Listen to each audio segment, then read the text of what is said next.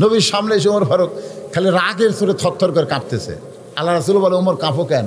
বলে, কাঁপার কারণ হলো আবু জেহেলের বাড়িতে গেছিলাম, আবু জেহেলের বেটা ইকরামা নাই। উহুদের যুদ্ধে যিনি সেনাপতি ছিল তার নাম হলো ইকরামা ইবনে আবু জাহেল, আবু জেহেলের বেটা সেনাপতি। তাকে আজকে আমি হত্যা করতে চাইছিলাম মক্কা বিজয়ের দিনে, কিন্তু দেখি সে বাড়িতে নাই। আবু সুফিয়ানের বাড়িতে গেলাম, সেও বাড়িতে নাই। নবীর চাচা আমির হামজার কলজায় চাবা খাচ্ছে, সেই হিন্দাকে খোঁজ করলাম, হিন্দারেও খুঁজে পাওয়া গেল না, হিন্দারেও খুঁজে পাওয়া গেল না। রাসূল বলে, ওমর তুমি যাদের খোঁজ করতেছো তাকায় দেখো তারা ঘরের ভিতর। সুবহানাল্লাহ। যাকে তরবারি না খোঁজ করতেছো ওই ঘরের মধ্যে ঢুকে দেখো। ওমর ভুল কি দিয়ে দেখে তিনজন, ওই তিনটে যুদ্ধ অপরাধী, তিনজন কি কথা কয় না, যুদ্ধ অপরাধী ফল খাচ্ছে, খুরমা খেজুর খাচ্ছে, সাথে পানি। ওমর কয়, এরকম আমি হত্যা করার জন্য খুঁজতেছি, আর এরকম আপনি ঘরের মধ্যে তোরা ফল খেলাচ্ছেন। আল্লাহ রাসূল বলতেছেন, ইন্নাহু কানা তাওয়াবা। যেরকম সুবহানাল্লাহ। রে ওমর, যাদেরকে হত্যা করার জন্য তুমি খুঁজতেছো, তুমি কি মনে করছো গভীর রাত্রে মক্কা থেকে মদিনায় হিজরত করেছি, মক্কা থেকে মদিনায় হিজরত করেছি? তুমি দেখো আবার গাড়ি হীরার সাথী আবু বকরের দিকে, ওমর ফারুক আবু বকরের দিকে তাকায় দেখে আবু বকরের দুই চোখের পানি গাল বেয়ে পড়তেছে, আর মুখটা মুচকি মুচকি হাসতেছে।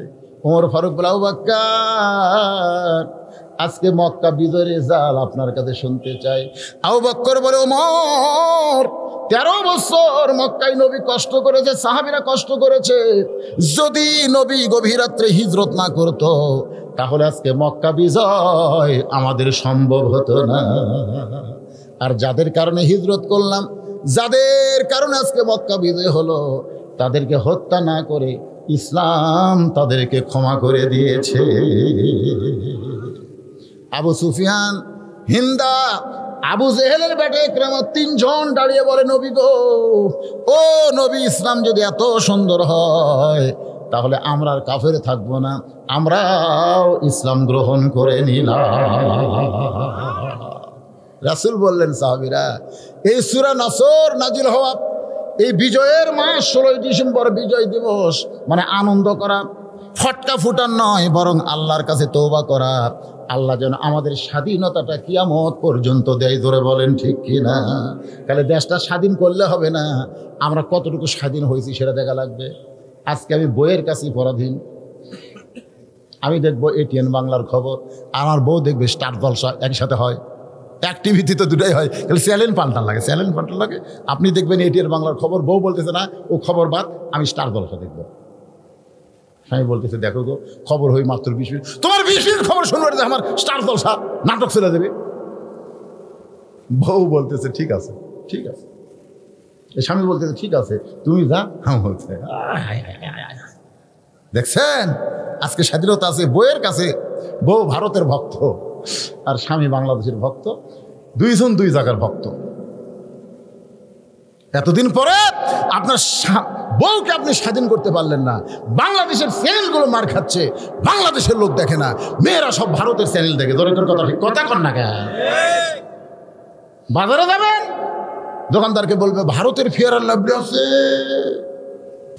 ভারতের সাবান আছে, ফেস ওয়াশ সব ভারতে কিনবে, কেন বাংলাদেশের গুলো ড্যাম হয়ে যাচ্ছে রে, কেউ নিচ্ছে না। ও স্বাধীন হয়েছি ঠিকই, কিন্তু যে কোনো দেশের একটা অধীন হয়ে আছে। দরকার কথা ঠিক কিনা? এর নাম তো স্বাধীনতা না বাবা। আল্লাহর বান্দার একটু মনোযোগ দিয়ে শুনবেন। খাদিজাতুল কুবরা, আল্লাহ নবী বললেন, ফাতেমা এই জুব্বাটা তুমি তোমার মাকে কাফনের কাপড় পরায় দাও। ফাতেমা জুব্বা খানা নিয়ে চলতেছে, মা খাদিজাকে কাফনের কাপড় পরায় দিলে, নবীও সঙ্গে সঙ্গে হাঁটতেছে। যেই ঘরে খাদিজা শুয়ে আছে ওই ঘরের দরজায় আল্লাহ নবী দাঁড়ালেন আর ফাতেমাকে ঘরের মধ্যে ঢুকাই দিলেন। নবী দরজায় দাঁড়ালেন কিন্তু ফাতেমারে ঘরের মধ্যে ঢুকাই দিলেন। দরজা বন্ধ হয়ে গেল। কিছুক্ষণ পর কাফনের কাপড় পরানোর পরে ফাতেমা মুচকি মুচকি হাসে আর দরজা খুলে দেয়। আল্লাহ নবী চমকে গিয়ে বলে, ফাতেমা কাঁদতে কাঁদতে তুমি তোমার মাকে কাফনের কাপড় পরাতে গেলে, তুমি হাসতে হাসতে কেন দরজা খোলো। ফাতেমা বলে বাবা কাঁদতে কাঁদতে কেন গেলাম আপনি জানেন, হাসতে হাসতে কেমনে দরজা খুললাম সেটাও জানেন। রাসূল বলে ফাতেমা তুমি কাঁদতে কাঁদতে গেলে এটা আমি জানি, কারণ মেয়ে তার মাকে কাফনের কাপড় পরাবে, অবশ্যই কাঁদতে কাঁদতে ঢুকবে, কিন্তু হাসতে হাসতে বের হলে আমি জানি না মা, আমি জানি না। আল্লাহর নবী বলতেছে আমি জানি না। ফাতেমা বলে বাবা এতদিন আমি মনে করতাম আপনি সবই জানেন, কিন্তু এই মুহূর্তে জানলাম আপনি জানেন না, আপনি জানেন না। রাসূল বললেন আমি তখনই জানি যখন আমাকে আল্লাহ জানায়। এখান থেকে প্রমাণ হয়ে গেল ঘরের খবর ফাতেমা কেন হাসতেছে। এটাই যদি নবী না জানে তাহলে গায়েবের মালিককে আরো জোরে আল্লাহরে ধন নবীরে দিয়া, আল্লাহরে ধন নবীরে দিয়া, আল্লাহ গেছে গায়েব হইয়া, নবীরে ধন খাজা পাইয়া, শুয়া আছে আজমিরে, কেউ ফিরে না খালি হাতে, খাজারে তোর দরবারে। একজন দুইজন নাউজুবিল্লাহ খানকারে এ গোবিন্দপুর মাজারের লোকেরা সব কি খাজার দল হয়ে গেছে নাকি? জোরে কর নাউজুবিল্লাহ। আমাদের বাংলাদেশে এরকম বেসাইজা গান আছে না নাই? জোরে কোন আছে না নাই? গায়েবের মালিককে আরো জোরে জোরসে বলেন হুয়াল্লাহুল্লাযী লা ইলাহা ইল্লাহু আলিমুল গায়বি ওয়াশ শাহাদাতি হুয়ার রহমানুর রহিম। এই আয়াতটা আপনার পড়েন না? সূরা হাসরের শেষ 3 আয়াত আপনারা পড়েন না? এখানে তো আপনি স্বীকারই করে দিচ্ছেন গায়েবের মালিক হচ্ছে আল্লাহ। নবী বললেন ফাতেমা কানতে কানতে তুমি ঢুকলে এটা আমি জানি, কারণ তোমার মাকে কাফনের কাপড় পরায় দিবা, কিন্তু হাসতে হাসতে দরজা কেন খুললে মা? আমি নবী তো জানি না। ফাতেমা বলে বাবা তাহলে শোনেন, আমি যখন আপনার জুব্বা নিয়ে মাকে পরাবার গেছি, আমার মাকে যখন জুব্বা পরাবো কাফনের কাপড় হিসাবে, ইয়ানজুরু বিনুরিল্লাহ, তখন আমার 2টা চক্ষু বন্ধ হয়ে যায়। আমি বন্ধ করি না, কে যেন চক্ষু আমার বন্ধ করে দেয়।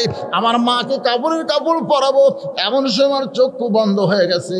আমি তখন দেখতে পাইছি বাবা আমার মাকে আল্লাহ তাআলা জান্নাতের পোশাক পরাইছে।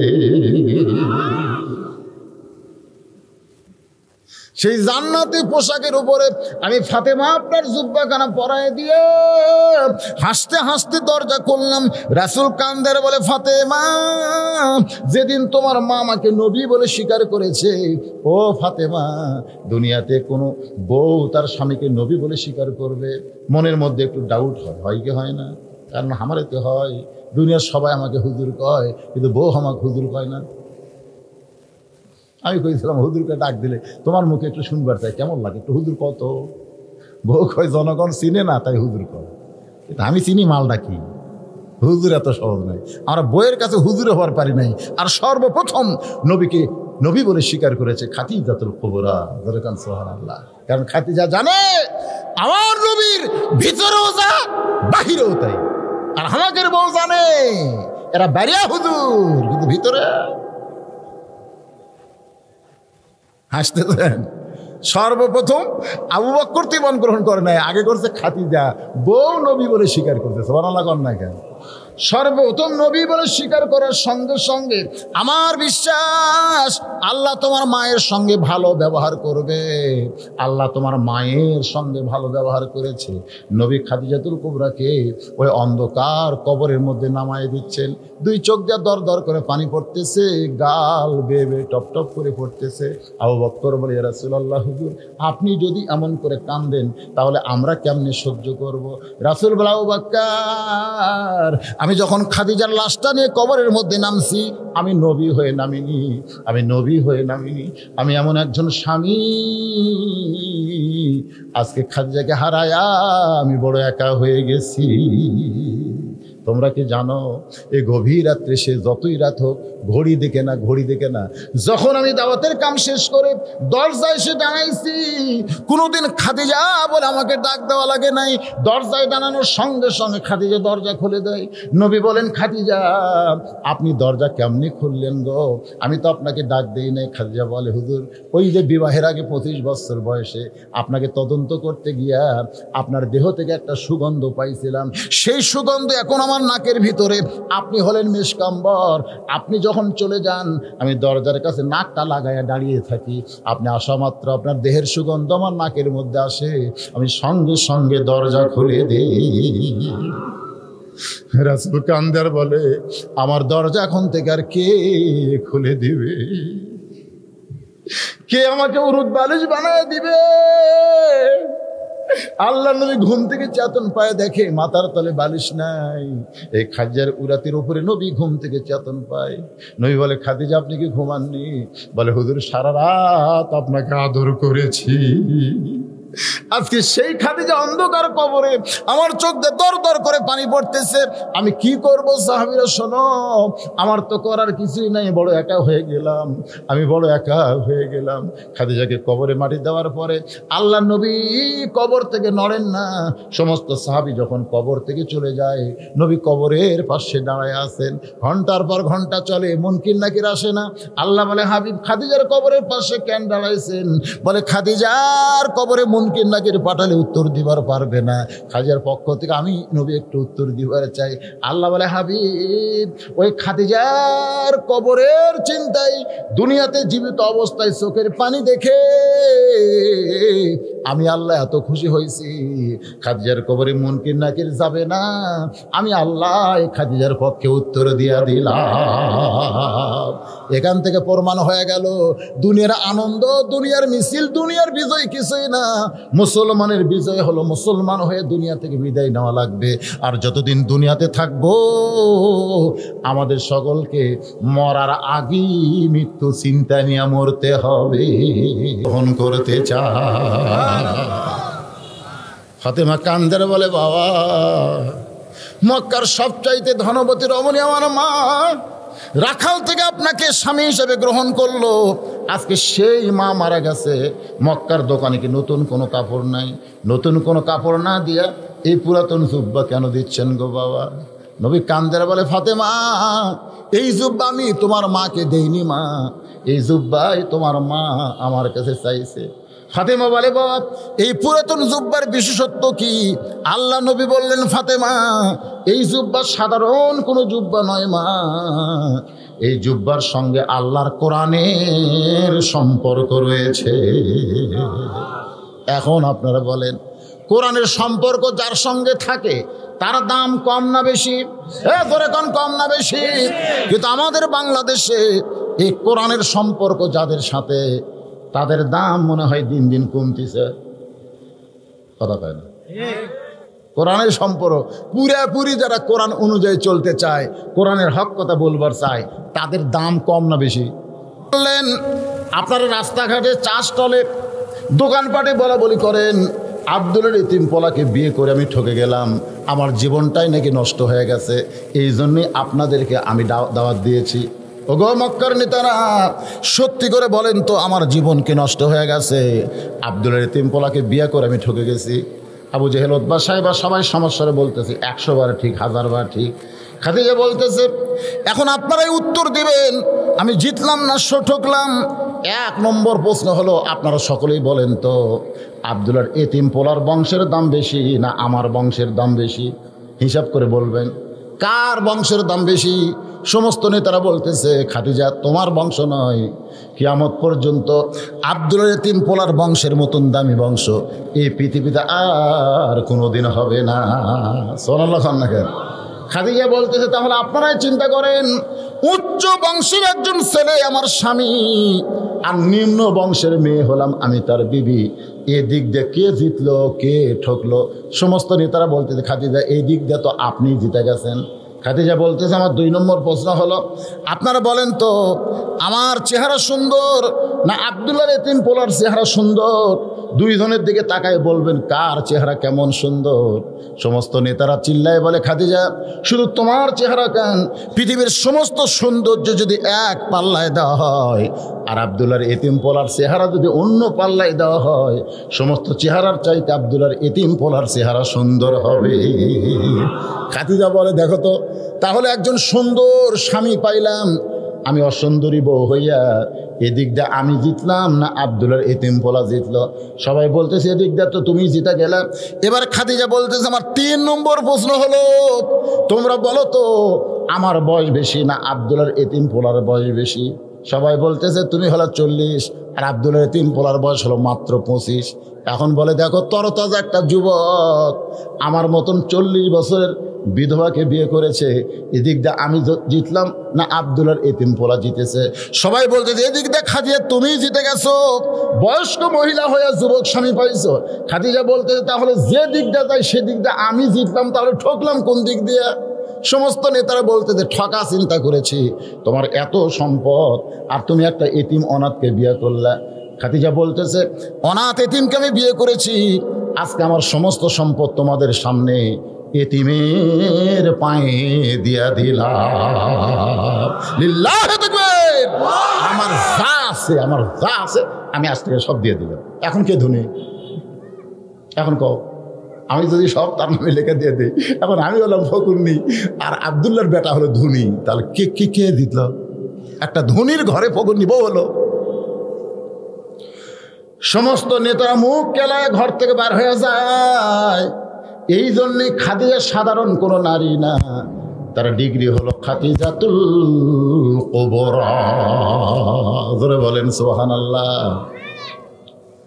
খাদিজা বলতেছে রাসূলুল্লাহ আপনার কথা আমার বিশ্বাস হয়, অন্ধকার কবর আল্লাহ আমার জান্নাত বানায় দিবে, কিন্তু আপনার কাছে যদি আমি কিছু চাই আপনি কি আমার দিবেন না? সঙ্গে সঙ্গে নবী 3 বার বললেন নাউজুবিল্লাহ নাউজুবিল্লাহ নাউজুবিল্লাহ 3 বার। কয়বার? এখানে কিন্তু আমাদের শিক্ষা নিতে হবে। কি শিক্ষা? এখানে নবী নাউজুবিল্লাহ বলার কারণ হলো আল্লাহ ছাড়া অন্য কারো কাছে চাওয়া যাবে। আমি প্রথম 11 সালে যখন হজ করতে গেছিলাম, আমরা তো চাই না, আমরা কবর জিয়ারত করি, এরকম জিয়ারত করি না ভাই, আল্লাহর কাছে জিয়ারত করি। তো কবরের পাশে গিয়ে দোয়া দোয়া করে আল্লাহুম্মা আমিন। তা আমি নবীর রওজার পাশে গিয়ে কেবল হাত তুলছি এরকম করে। অভ্যাস আছে তো, যত বড়ই বক্তা হয় আর হুজুর হই, একটা অভ্যাস নাই? তো অভ্যাসে নবীর কবরের পাশে গিয়ে রওজার পাশে গিয়ে কেবল হাত তুলছি। ইতিমধ্যে মদিনার পুলিশ এসে আমার হাতের উপর লাঠি দিয়ে ঠেলা দিয়ে দেয়, মানলো কুল্লু হারাম মানলো। আমি মনে মনে করি তুই একটা সাধারণ পুলিশ রে, আর আমি হলাম কত বড় বক্তা। তুই একটা পুলিশ হয়ে আমার হাতের উপর লাঠি মারিস, এটা আমি মনে মনে করি। কিন্তু আমার ইমান বলতেছে তুমি যত বড়ই ইমান হও, তুমি যত বড়ই বক্তা হও, এই পুলিশের চাইতে তোমার ইমান দুর্বল। কারণ এই পুলিশের বিশ্বাস হাত তুলতে হবে কেবলমাত্র কার কাছে? ইয়্যাকা না'বুদু ওয়া ইয়্যাকা নাস্তাঈন। কে একসাথে এইদিকে এসার নামাজের আযান একসাথে হয় না, এইদিকে একটা হয়ে গেল আবার শুরু করলো রে। আর মাইকের সাউন্ড মনে একটু বাড়াছে, মনে হচ্ছে একটু বাড়াছে। আপনারা কি আমার কথা বুঝতে পারতেছেন? হ্যাঁ, আচ্ছা ঠিক আছে, বুঝতে পারলেই হলো।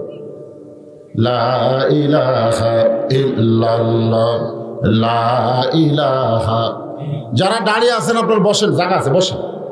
আপনি যদি সারা জীবন দাঁড়িয়ে থাকেন আপনার কোনো সওয়াবের খবর নাই, আর 1 ঘন্টা বসেন 60 বছর নফল ইবাদতের সওয়াব আল্লাহ দিয়ে দিবে। ধরে কোন সুবহানাল্লাহ। এই জন্য কোরআনের মাহফিলে দাঁড়িয়ে থাকবো না, বসবো। বসা লাগবে, বসাটাই আদব। আদব হচ্ছে বসা। যারা আসবেন আসার পরে দাঁড়িয়ে না থেকে আপনারা বসবেন।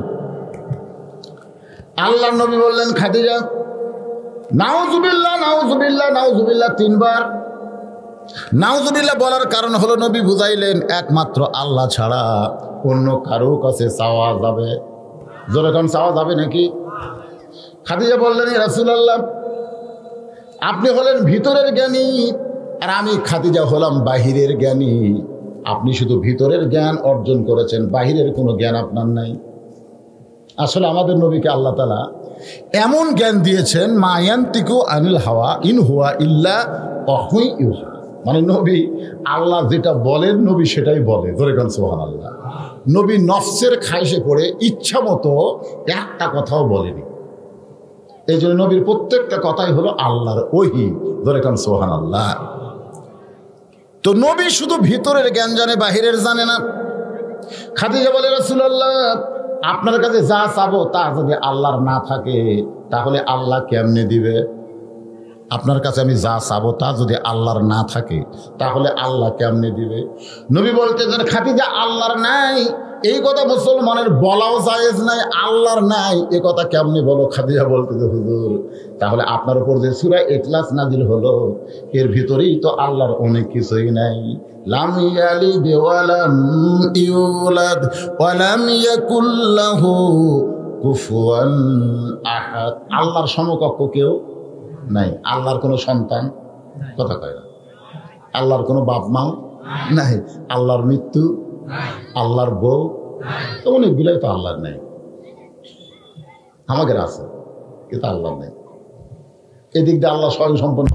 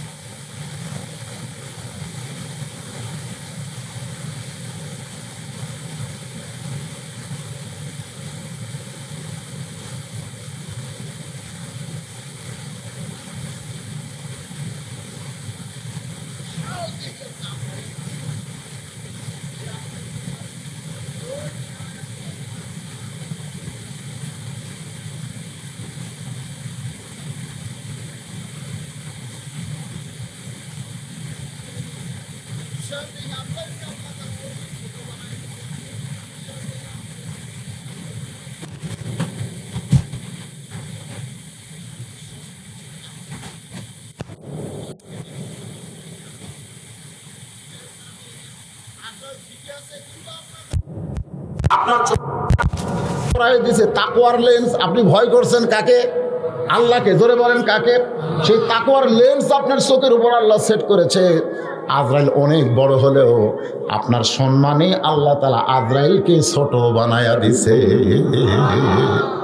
মানে চোখের মধ্যে আবার তাকওয়া। আমরা সবসময় ভয় করি কাকে? আজরাইলকে ভয় করার টাইম আছে? কতক্ষণ আদেলকে ভয় করার টাইম আছে? যাদের চোখে তাকওয়ার লেন্স পরানো হয়েছে তারা শুধুমাত্র আল্লাহ ছাড়া অন্য কারো ভয় তাদের কলিজায় আল্লাহ ঢুকতে দেবে না। এজন্য আল্লাহ বলেছেন ইন্না আকরামাকুম ইনদাল্লাহি আতকাকুম, ওই ব্যক্তি সবচাইতে বেশি সম্মানিত যার কলিজার মধ্যে আল্লাহর ভয় বেশি। জোরে কান, কার ভয়? তখন বলবে কে রে, এতদিন ধরে শুনলাম যে সমস্ত দরিয়ার পানি নাকি আজরাইলে মাথা দিলে নাভি পর্যন্ত ভিজবি না, আজকে বোমবাটিটা কি দেখি। সুবহানাল্লাহ কর না কেন? আজরাইল তখন সালাম দেবেন, সালামুন আলাইকুম তিবতুম ফাদখুলুহা খালিদিন। কে দিচ্ছে? আজরাইল আল্লাহর পক্ষ থেকে আপনাকে আমাকে বলবে যে আল্লাহর পক্ষ থেকে আপনার উপর রহমতের শান্তির সালাম, আপনার জন্য জান্নাতের দরজা খোলা হয়েছে। সঙ্গে সঙ্গে জান্নাতের দরজা খুলে যাবে। ওই মৃত্যু মুমূর্ষ ব্যক্তিটা দুনিয়া থেকে জান্নাত দেখার সঙ্গে সঙ্গে ওই জান্নাতে যাওয়ার জন্য এরকম হাত মারবে, আমার জান্নাত আমি যাব। দুই ফেরেশতা বলবে আপনার বাড়িতে আপনি যাবেন, কিন্তু যাওয়ার সময় মৃত্যু নামক একটা যানবাহনের পিঠে চড়া লাগবে।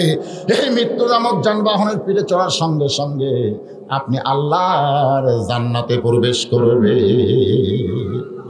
তখন ওই লোকটা বলবে, এই মৃত্যু মুমূর্ষ মুক্তাকে বলবে, আল্লাহ আমার জীবনের যত শান্তি সব শান্তি তো মৃত্যুর ভিতরে। জোরে খান সুবহানাল্লাহ। কারণ মরিও না, আমার জান্নাতে যাওয়া হচ্ছে না। ওই লোকটা তখন বলবে তাড়াতাড়ি আমাকে জান্নাতে যাওয়ার ব্যবস্থা করো। আজরাইল এমনভাবে তার জানটা কবজ করবে, মায়ের স্তনে দুগ্ধ পান করতে করতে সন্তান যেমন ঘুমায়া যায় এমন ভাবেই দুনিয়া থেকে তার ঘুম দিয়ে দিবে। সরালো ধরে কর না কেন? এ তোক ছিয়া কুড়ি গেল রে। আরে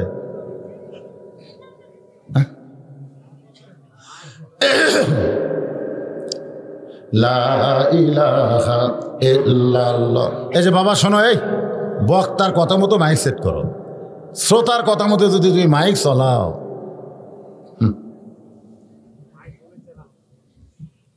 চলে নাকি? আমার কথাকে আপনি শুনবার পাচ্ছেন না?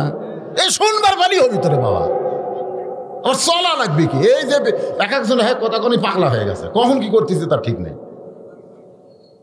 যারা এখানে বসে আছেন, আমি বাহিরের লোকের কথা বাদ দেন, কারণ এই মুরগির তলে যে কয়টা ডিম থাকবে এই কয়টা ডিমেরই বাচ্চা হবে। জোরে কোন কথা ঠিক কিনা? এই কয়টা ডিমেরই বাচ্চা হবে। 12টা ডিম বসাছে, 9টার বাচ্চা আছে, আর 3টারও হয় নাই। তখন চিন্তা করে দিলাম ডিম 12টা, বাচ্চা হলো 9টা। হচ্ছে বুকের তলে যে করা ছিল এই 9টার বাচ্চা হবে, যে 3টা সাইড মারছি পচিয়ে গেছে। তো সামিয়ানের তলে যারা আছে তাদের জন্য ওয়াজ হচ্ছে, ওই ব্যারিয়াগুলো, কাজিয়াগুলো, পশাগুলো, ওদের জন্য মাইকে ঠিক করার দরকার নাই। খালি ইয়ে করার, মা বোনদের কাছে যে হরণ আছে ওরা খালি ঠিক করে দাও। কিরে দাঁড়ানোগুলো বসার জায়গা নাই? না বসলে বিপদ আছে। বসো বাবা, সবাই বসো বসো।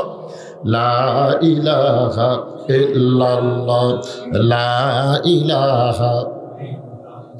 ফাসাব্বিহ বিহামদি রাব্বিকা ওয়াস্তাগফিরহু ইন্নাহু কানা তাওয়াবা। আলোচনা হলো সূরা নসর। এই মাসটা হলো বিজয়ের মাস। জোরে কোন কিসের মাস? আর 4 দিন পর 16ই ডিসেম্বর আসতেছে। আমি 16ই ডিসেম্বরকে সামনে নিয়ে মক্কা বিজয় থেকে সূরা নসর আপনাদের সামনে আলোচনা করতেছি। আল্লাহর সাহায্য কি আর বান্দার করণীয় কি, এই সূরাটার ভিতর দিয়ে আমাদের বোঝার দরকার আছে না নাই? ইন্নাহু কানা তাওয়াবা। এখানে ইমাম গাজ্জালি ব্যাখ্যা করেছেন, তাওয়াবা শব্দের অর্থ হলো আমাদের সবাইকে ফিরে যাওয়া লাগবে। কোথায়? না চাইলেও যাওয়া লাগবে, না চাইলেও যাওয়ার দরকার আছে না? দরকার আছে না? না চাইলো, মন চাচ্ছে না, তাও যাওয়া লাগবে, তাও যাইতে হবে। কিভাবে যাবেন? কেমনে যাবেন? আজকে আমরা অনেক কিছুই মনে করি, কিন্তু কিছু মনে করা যাবে না। বিশ্বাস করেন, আমাদের যাইতে হবে। জোরে কোন ঠিক কিনা? দুনিয়ার বাড়ি গাড়ি, সহায় সম্পদ, দুনিয়ার ক্ষমতা, এগুলা কিছুই না। যেটা মুরাদ হাসানকে নিয়ে দেখা যাচ্ছে, জোরে কোন কথা ঠিক কিনা?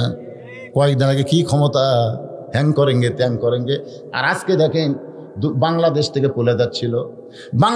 পালায় যাচ্ছিল তাকে কেনারায় জায়গা দেওয়া হলো না, তাকে দুবাই ঢুকতে দেওয়া হলো না, আর বাংলাদেশে বিমানবন্দরে নামবে সেখানেও পর্যন্ত তাকে নামতে দিবে না। এত ক্ষমতা কোথায় গেল? আমাদের বিশ্বাস করতে হবে। তো ইজ্জুমান তাশা পড়েন, তো ইজ্জুমান তাশা ওয়া তুযিল্লু মান তাশা বিয়াদিকাল খায়র ইন্নাকা আলা কুল্লি শাইইন কাদির। সম্মান দেওয়ার মালিককে, ধরে কোন সম্মান দেওয়ার মালিককে, অপমান করার মালিককে, ভালো মন্দর মালিককে, সমস্ত ক্ষমতার মালিককে। এই বিশ্বাসের উপরে আপনারা একটু মনোযোগ দিয়ে কথাগুলো শুনবেন। খাদিজা বলতেছে, রাসূলুল্লাহ, আমি আপনার কাছে যা চাবো তা যদি আল্লাহর না থাকে তাহলে আল্লাহ কেমনে দিবে? আল্লাহ কেমনে দিবে? রাসূল বলে, খাদিজা আপনি কি চাবেন? খাদিজা বলে, মনে করেন হুজুর, মনে করেন আমার বিয়ে হয় নাই, আমি গভীর রাত্রে তাহাজ্জুদ পড়ে কাঁদতেছি আর বলতেছি, আল্লাহ আমার পেটে একটা বাচ্চা দাও, আমি একটা বাচ্চার মা হব। আমার বিয়ে হয়নি, বিয়ে হয়নি, কিন্তু আমি কাঁদতেছি আল্লাহর কাছে, আল্লাহ চোখের পানি বার করে, আল্লাহ আল্লাহ আমাকে একটা বাচ্চা দাও, আল্লাহ আমি একটা বাচ্চার মা হব। আপনার বলেন তো আল্লাহ দিবার পারবে না? জোরকান পারবে কি পারবে না? কিন্তু দিবে না, দিবে না। কেন দিবে না? আল্লাহ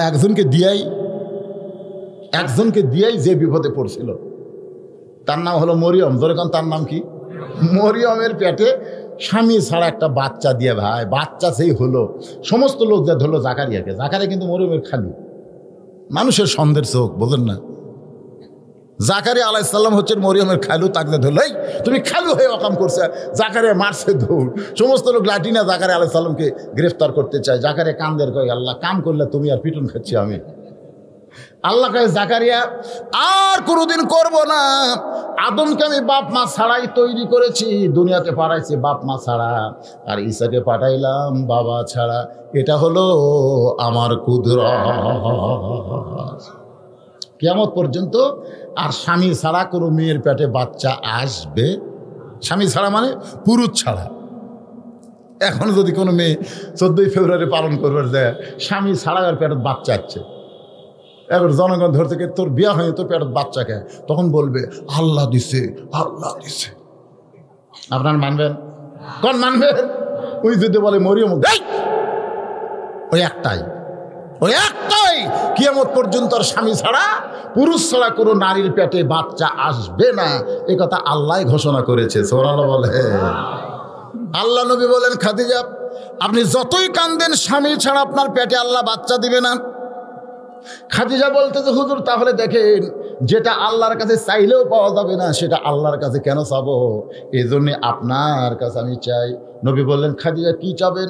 বলে, 1 নম্বর চাওয়া হলো ওই গাড়ে হীরার মধ্যে আপনি যে দীর্ঘদিন সাধনা করেছেন জুব্বা পরে, ওই গাড়ে হীরার মধ্যে দীর্ঘদিন সাধনা করেছেন যেই জুব্বা পরে, যেই জুব্বা পর অবস্থায় ফেরেশতা জিবরাইল আপনার কাছে কোরআনের 5টা আয়াত নাজিল করেছে, আপনি যখন পড়তে চান নাই, জিবরাইল আপনাকে বুকের মধ্যে নিয়ে ঠাসি মারছে, আল্লাহ কুদরতি তাওয়াজ্জু আপনার উপর নাজিল হয়ে আল্লাহ পাক আপনার জবান খুলে দিয়েছে। আমি দেখেছি হুজুর, ওই গাড়ে হীরা থেকে আপনি আসার পরে আর কোনোদিন গাড়ে হীরায় আপনি যান নাই, ওই গাড়ে হীরার জুব্বাটা আপনি যত্ন করে রাইখে দিয়েছেন।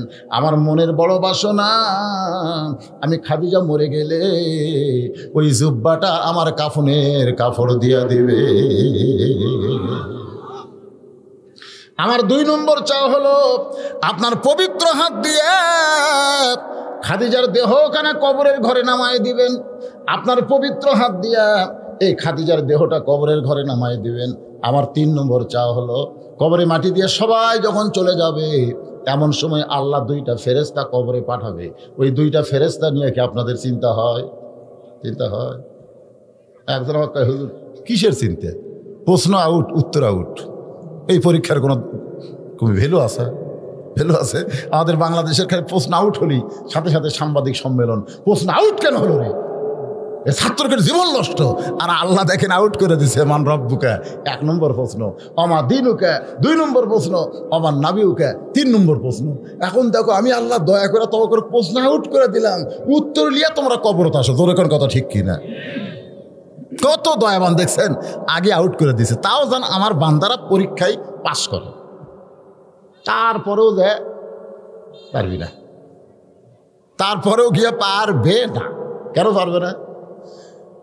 যেই ব্যক্তি নামাজ পড়ে না, যেই নামাজের শুরুতে হচ্ছে আলহামদুলিল্লাহ রব্বিল আলামিন, রুকুতে হচ্ছে সুবহান রাব্বিয়াল আযীম, সিজদাতে হলো সুবহান রাব্বিয়াল আলা, যেই বলবে মান রব্বুকা, তোমার রবকে, বেনামাজি যদি বলে আল্লাহ, পিটন হবি ভাই। আর নামাজি ব্যক্তি যারা, তাদের এক নম্বরের উত্তর দেওয়া লাগবে না, খালি সিনার টান করে কবরের মধ্যে বসে থাকবে। ফেরেশতার সাথে বসাবি, ওই সিনার টান করে বসে থাকবে। মনকে না কেরে মান রব্বুকা, তো রবকে, সাথে ডান সাইডে নামাজ খাড়া হবে। কাক রব সম্পর্কে প্রশ্ন করতেছ? তাই মনকে নাকির, কাক রব সম্পর্কে প্রশ্ন করতেছ? তুই বল, একদিন 5 ওয়াক্ত নামাজে এই বান্দা কতবার রব কছে? ক মনকে নাকির, আমরা জানি না, তো ধরিস কে? সরাল্লাহ খবর না, জানি না তো রব সম্পর্কে প্রশ্ন করিস কেন? একদিনের নামাজে কতবার রব রব কইছে? ক তাহলে 1 মাসে কত কছে, সারা জীবনে কতবার রব রব বলছে, তার হিসাব দেয়া, তারপর প্রশ্ন কর। 2 ফেরেশতাকে, আল্লাহ তোমার বান্দাকে মান রব্বুকা প্রশ্ন করতে নামাজ যে গরম হয়েছে, আল্লাহকে 1 নম্বর বাদ দে, 2 নম্বর কর। সুবহানাল্লাহ কবেন না? খাদিজাতুল কুবরা বলে, রাসূলুল্লাহ, মুনকির নাকির আসিয়া যখন জিজ্ঞাসা করিবে দিন কি তোমার মাবুদকে, বা তখন কি বলিবে? মুনকির নাকির আসিয়া যখন জিজ্ঞাসা করিবে দিন কি তোমার মাবুদকে, বা তখন কি বলিবে? সবাই বলেন, আল্লাহ বিনে নাই রে মাবুদ, আল্লাহ বিনে নাই রে মাবুদ, জবানে তাই বলো রে বলো, মুখে আল্লাহ রাসূল সবে বলো, ও মুখে। মাশাআল্লাহ, আসলে আব্দুল আলিমের গানগুলা কলজা ভরা যায়, ঠিক কিনা বলেন? আল্লাহর বান্দার একটু মনোযোগ দিয়ে শুনবেন। খাদিজাতুল কুবরা বলে, রাসূলুল্লাহ, কবরে মাটি দিয়ে সবাই যখন চলে যাবে, এমন সময় আল্লাহ মুনকির নাকির পাঠায় দিবে, আমি উত্তর দেবার পারবো না, আমার পক্ষ থেকে আপনি একটু উত্তর দিয়ে দেবেন। সঙ্গে সঙ্গে আল্লাহ নবী খাদিজার কপালে চুমা দিয়ে বলেন, খাদিজা, ওই আল্লাহর শপথ করে বলতেছি, আমার আগে যদি আপনার মৃত্যু হয়, ওয়াল্লাহি আল্লাহর শপথ করে বলতেছি, আমার আগে যদি আপনার মৃত্যু হয়, তাহলে আপনার 3টা চাওয়াই আমি পুরা করব ইনশাআল্লাহ। কত সুন্দর কথা নবী কইছে, আর আমরা কত অসুন্দর কথা কই। নবী কইছে, আমার আগে যদি আপনার মৃত্যু হয়। নবী তো বললো না যে আপনি তো আমার আগে মরে যাবেন, আপনি আমার আগে মরে যাবেন, না, এ কথা নবী কয়নি। নবী বলেছেন, আমার আগে যদি আপনার মৃত্যু হয়। এ কথার দ্বারা নবী বুঝাইলেন, কে কখন মরবে এটা আল্লাহ ছাড়া নবীও পর্যন্ত জানে না, কিন্তু আমরা জানি। আপনারা জানেন না? এই যে 4G মোবাইল রাত 3টা পর্যন্ত ফেসবুক চলায়। হয়তো বলবেন, হুজুর আপনি কেমনে জানেন? আমরাও তো রাত্রে ওয়াজ করে যখন যাই, আপনাদের এই নাটোর থেকে বগুড়া পর্যন্ত রাস্তা ভাই, মরা মানুষ পর্যন্ত ঘুমোতে গেছে এত নবী। এই রাস্তায় এখন আপনি চলতেছেন, আর রাত্রেবেলা তখন তো ঘুমও ধরবে না, তখন ফেসবুক বার করে একটু দেখি কে কে বন্ধু বান্ধব কি কয়। ইতিমধ্যে এক ছেলে বলতে, হুজুর আপনি এত রাত্রে? আমি খেলাম, বাজান আমি তো ওয়াজ করে বাড়ি যাচ্ছি, তোর খবর কি? তুই কেন এত রাত্রে? তখন কয়, হুজুর ঘুম ভেঙে গেছে, আর ঘুম ধরে না। আমি বললাম, কেন বিয়ে করিসনি? না হুজুর, এখনো হয়নি, এখনো বিয়ে হয় নাই, বিয়ে হয়নি, যার কারণে ফেসবুকে বউ বানাইছে, ওই প্রেম দিচ্ছে ফেসবুকের উপরে। এরকম আছে না নাই? জোরে করে আছে না নাই? রে যুবকেরা, নিজের যৌবনকে নষ্ট করো না, কারণ হাসরের ময়দানে আল্লাহর ইসলামের কর্মী যুবকদের জন্য আরশের ছায়ায় আশ্রয় দেওয়া হবে। এই যুবশক্তির একটা দাম আছে না নাই? এখন বলেন তো, যুবকের যে চাহিদা, যে চলাফেরা, তাতে মনে হচ্ছে ওরা মরবে। মরবে? জিজ্ঞাসা করা যেতে হয়, কে বাবা তুই যেভাবে চলাফেরা করিস, তোর কি কোনো হুজুর, আমার দাদা বেঁচে আছে, দাদা। এই যে চিল্লাচিল্লি কে করে রে? আমার দাদা জীবিত আছে, আমার বাবা জীবিত আছে, মরলে আমি 3 নম্বর লাইনে আছি। এখন আপনাদের কাছে আমার প্রশ্ন, আপনারা কি দেখছেন? আমি দেখছি অনেক দাদা লাঠির জানাজায় সামিল হয়েছে, অনেক বাবা সন্তানের লাশ কবরের মধ্যে নামায়, এখান থেকে প্রমাণ হয়ে গেল আসার সিরিয়াল আছে কিন্তু যাওয়ার কোনো সিরিয়াল না। কে গো কোন মরবো আমরা জানি। এখন আপনি বলেন তো, যে কোনো সময় যদি আমার মৃত্যু হয়, যে কোনো সময় যদি আমার মৃত্যু হয়, তাহলে আমার চাল চলন কেমন হওয়া দরকার?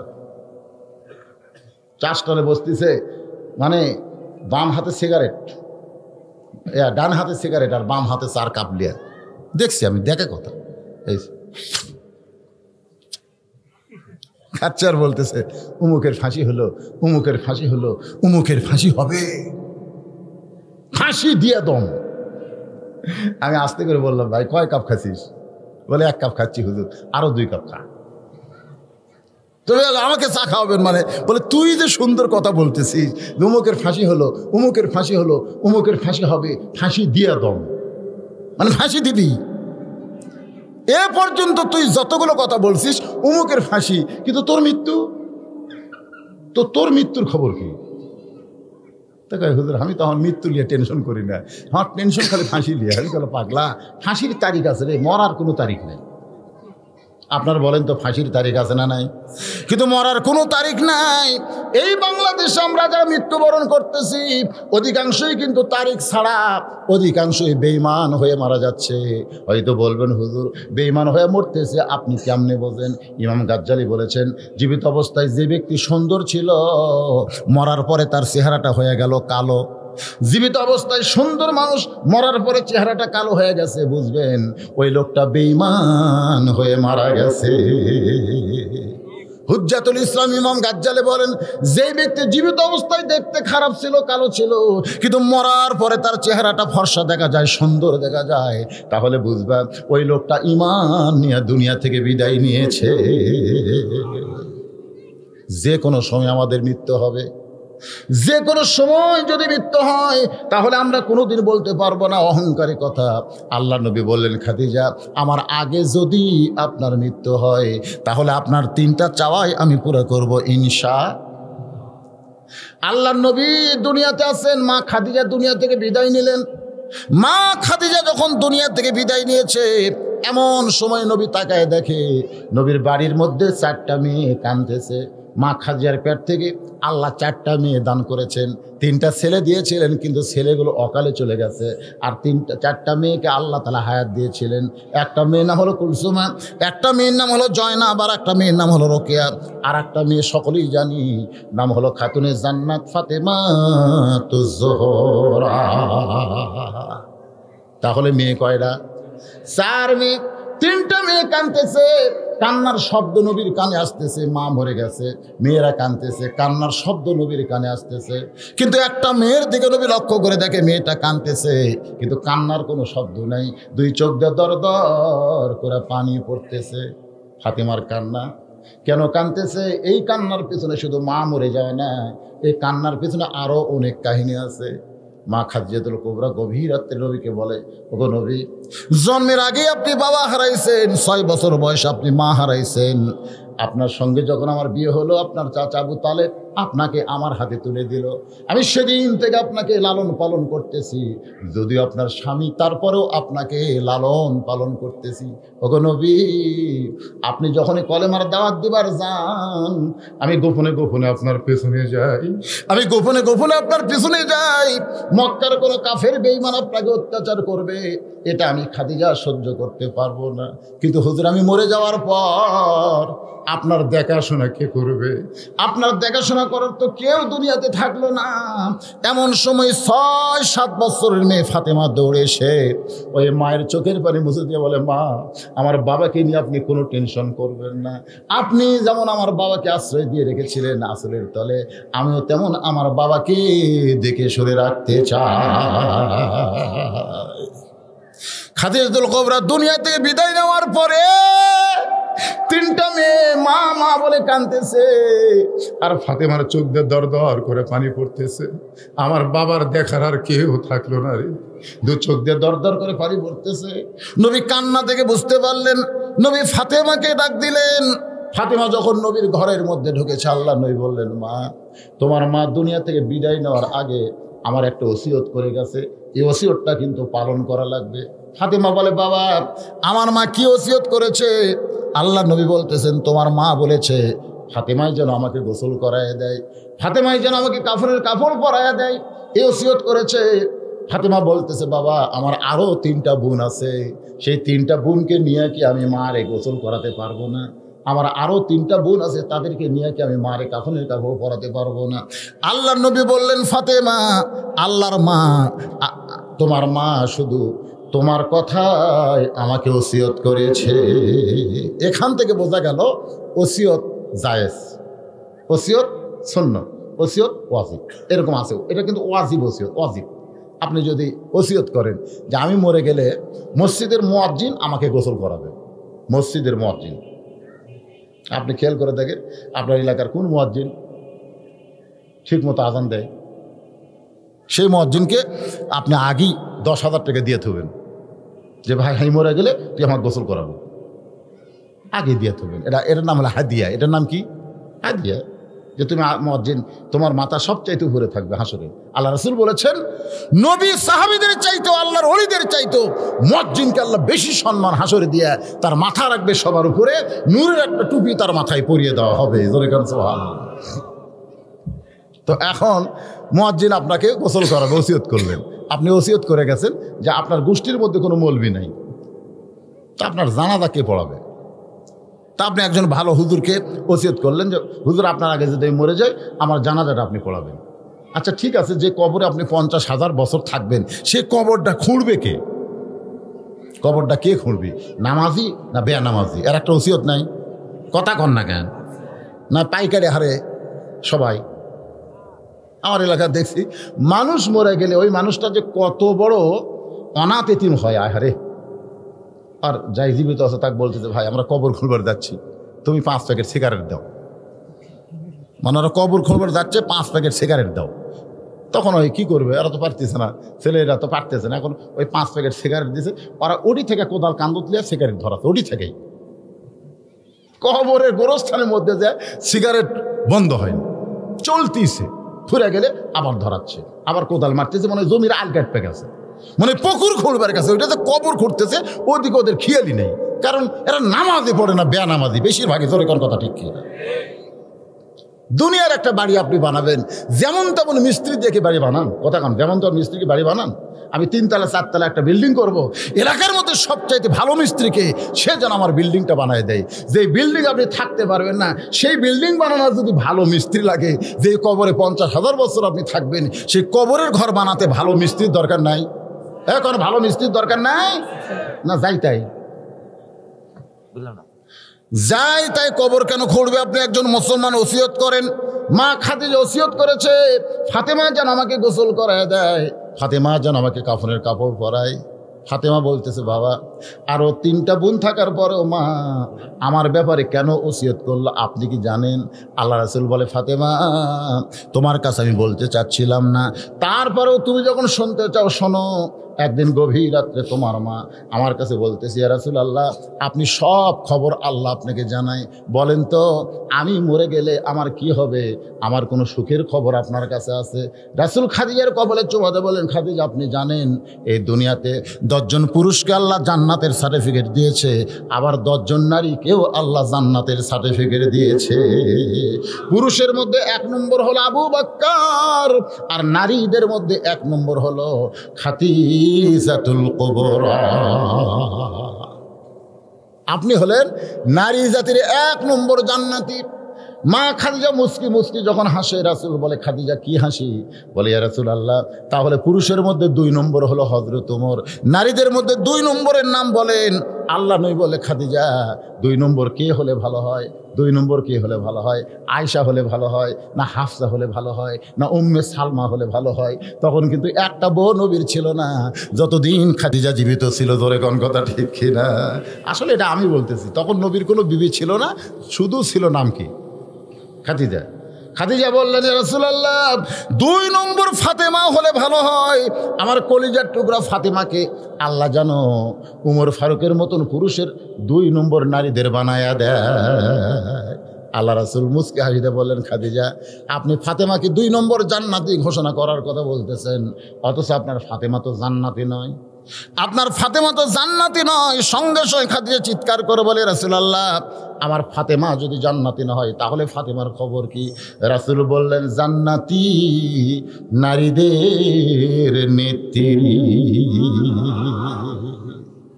যেই শুনছে জান্নাতি নারীদের নেত্রী, তখন বলতেছে, রাসূলুল্লাহ যে মেয়েটা আমার জান্নাতি নারীদের নেত্রী হবে, ওই মেয়ের হাতের পরশে আমার যখন গোসল করাবে আমার মনে হয় জান্নাতের পথে আমি অনেক এগিয়ে থাকব। ওই মেয়েটা যদি আমাকে কাফনের কাপড় পরায় দেয়, নবী বললেন, ফাতেমা এই জন্যই তোমার মা তোমাকে ওসিয়ত করেছে, যাও তোমার মাকে তুমি গোসল করাও। মা ফাতেমা কান্না বন্ধ করে দিয়ে খাদিজাতুল কুবরাকে গোসল করালেন। গোসল করানোর পরে আল্লাহ নবীর ঘরের মধ্যে এসে বলতেছে, বাবা তাহলে এখন আমার মায়ের কাফনের কাপড়ের ব্যবস্থা করেন। আল্লাহ নবী বললেন, ব্যবস্থা হয়ে আছে, এই ধরো কাফনের কাপড়। এই বলে নবীর জুব্বাটা যখন ফাতেমার হাতে দেয়, ফাতেমা জুব্বা হাতে নিয়ে ছোট বাচ্চার মতন কান্দে ফিকে ফিকে আর বলে, বাবা আমি মায়ের কাছে গল্প শুনেছি, আমার মা মক্কার সবচাইতে ধনবতী রমণী। জোরে কান সুবহানাল্লাহ। আমি সব সময় মায়ের কাছে থাকার কারণে মায়ের জীবনের বহু গল্প আমি জানি বাবা। কারণ যে মা মেয়ে একসঙ্গে থাকে, আপনারা বলেন তো মায়ের জীবনের গল্প মেয়ে জানে কি জানে না? ধরে কারণ জানে কে জানে না। আমার গল্প আমার বউ কিন্তু আমার বড় মেয়ের কাছে বেশি বলে, মানে আমি যা করছি যা কিছু ও তো তখন হয়নি, বিয়ার পর থেকে অনেক গল্প আমার বড় মেয়ে জানে। কে কইছে? ওর মা কইছে। খাদিজা বলতে, ফাতেমা তোমার বাবার সঙ্গে তোমার বিয়া হচ্ছে, এই খবর তুমি জানো? কি হবে? ফাতেমা বলতেছে, মা যখন আপনার বিয়ে হয়েছে তখন আমি কোথায় ছিলাম? মানে আপনার তখন বিয়ে, অনেক ছেলে কিন্তু বাবার বিয়া খায়। এক ছেলে বলতেছে, আমি আমার বাবার বিয়ার সাথে ছিলাম। আর একজন, কি করে তুই তখন কোথায়? দ্বিতীয় বিয়া রে। এরকম নাই, বাবার বিয়া খায় সন্তান খায় না। তো ফাতেমা বলতেছে নিজের মাকে, মা আপনার যখন বিয়ে হয়েছে তখন আমি কোথায় ছিলাম? খাদিজা বলতেছে, তোমার তখন জন্মই হয় নাই, তাহলে আমি জানবো কেমনে?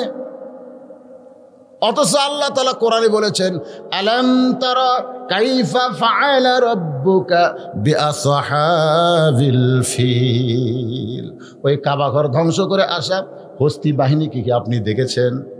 আল্লাহ নবীকে আল্লাহ বলতেছেন, ওই কাবা ঘর ধ্বংস করতে আসা হস্তি বাহিনী কি আপনি দেখেছেন? আল্লাহ নবী বলে, আল্লাহ আমি তখন কোথায় ছিলাম? আল্লাহ বলে, আপনার জন্মই হয়নি, তো জন্ম না হলে দেখবো কেমনে? এই কথার দ্বারা আল্লাহ বুঝাইছেন ওই হস্তি বাহিনীটা মুসলমানের জন্য, নবীর জন্য, আমাদের সকলের জন্য অত্যন্ত গুরুত্বপূর্ণ একটা ঘটনা। জোরে করেন কথা ঠিক কিনা? তো এখন খাদিজার জীবনে একটা গুরুত্বপূর্ণ ঘটনা ফাতেমার সাথে বলতেছেন যে, মা আমার যখন বিয়ে হয়েছিল বিয়ের খবর তুমি জানো? ফাতেমা বুঝবার পারলো কথার মধ্যে গুরুত্ব আছে। আচ্ছা মা আমি তো তখন ছিলাম না, কিন্তু বিয়ের খবর কি? খাদিজা বলতেছে, তোমার বাবা তখন আমার বাড়িতে রাখালির চাকরি করতো। তোমার বাবা আমার বাড়িতে রাখালির চাকরি করতো। সঙ্গে সঙ্গে ফাতেমা দৌড়ে এসে মায়ের মুখটা চেপে ধরে বলতেছে, মা খবরদার আমার বাবা সম্পর্কে এরকম বাজে কথা বলবেন না।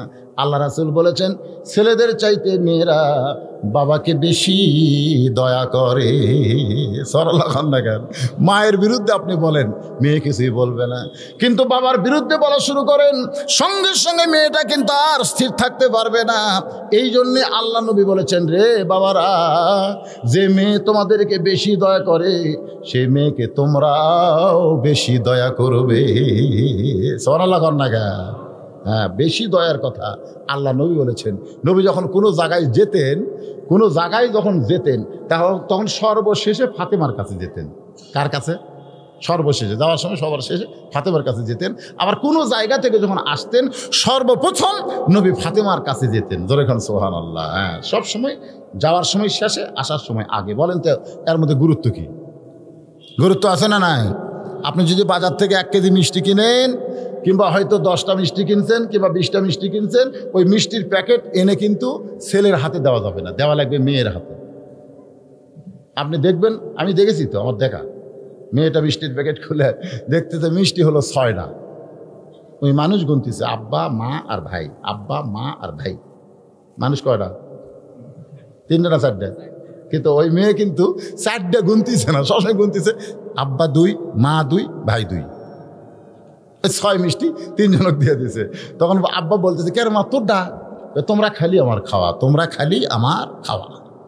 আপনি ভুল করে ওই 6 মিষ্টি ছেলের হাতে দেন, ছেলে প্যাকেট খুলে কিন্তু বাপ মা বোনের দিকে তাকাবি না, ওই খালি খেয়াল করি 6টা দিয়ে আমার পেটের কতটুকু হবে। ওই 4টা ইঙ্কার ধরিছে আর 2টা একবার মুকুট মারছে, 2টাই। বাপ বলতেছে কে হামাকে রে, হামাকে রে, আর বাজার মিষ্টি নাই, এই 6টা কিনছেন কেন? এইটা হলো ছেলেদের চরিত্র।